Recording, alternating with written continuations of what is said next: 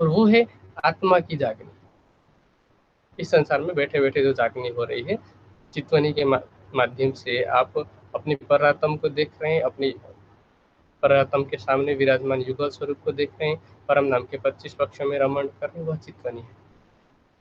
अब हम कहने के लिए तो जब हम वितक सुनाते हैं या जब हम वाणी की चर्चा सुनाते हैं तो हम कहते हैं कि इंद्रावती जी ने इस तरह से कसनी की और इस तरह से राज्य को अपने दिल में बसाया, देवचंद्र जी ने इस तरह से कसनी की, देवचंद्र जी ने राज्य को दिल में बसाया, और देवचंद्र जी ने 3 बार राज्य का दर्शन किया, अथवा राज्य ने 3 बार देवचंद्र जी का दर्शन किया।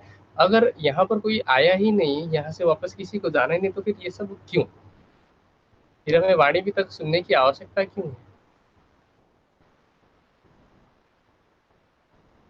इसीलिए ये जो एक भ्रांति है कि परम नाम से कोई आया ही नहीं और कोई जाना ही नहीं, इसलिए हमें चिंतन करने की आवश्यकता नहीं है।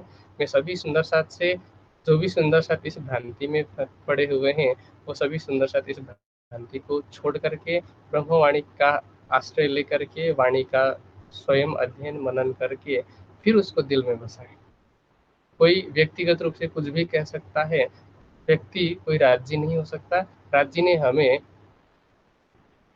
5वें दिन की लीला समाप्त होने के बाद में किसी व्यक्ति को इसीलिए गादी पर नहीं बैठाया क्योंकि ब्रह्मवाणी को ही सर्वोपरि स्थान देना है।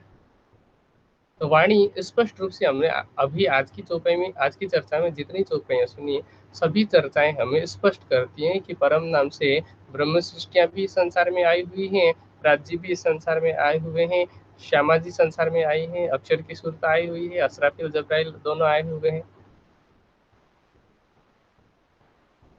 इसीलिए इन सभी चौपाइयों से मैंने जितने तर्क दिए राज्य के मेयर से, उससे और जो तथ्य हमें मालूम है, तथ्य का मतलब बीतक में जो हमें उदाहरण मिलते हैं या वाणी के आधार पर जो हमें ऐसे उदाहरण देते हैं, उन सभी उदाहरणों से स्पष्ट है कि परम धाम से ब्रह्म सृष्टि आई है। हाँ, ये सामान्य बच्चा भी मानेगा, चाहे कोई भी ये बात कहे कि परम धाम से नूरी स्वरूप से कोई नहीं आ सकता, इसको सभी लोग मानते हैं, सभी लोग उसको मानने के लिए तैयार हैं।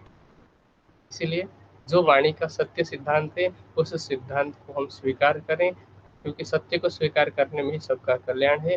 और जो हमारी सुरता परमधाम से आई हुई है, उसको वापस ले जाने के लिए, उसको उसकी जागृति के लिए हम चितवनी के मार्ग पर आगे बढ़ें।